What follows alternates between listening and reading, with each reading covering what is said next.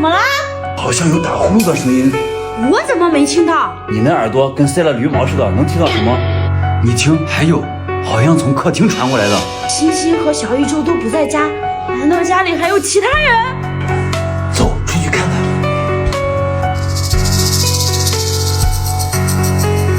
声音怎么消失了？咱俩分头去找。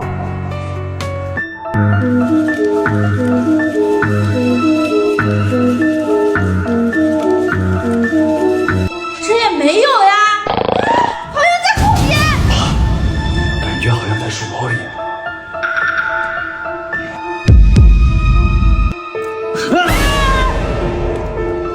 没事，是机器狗。肯定又是小宇宙忘关了。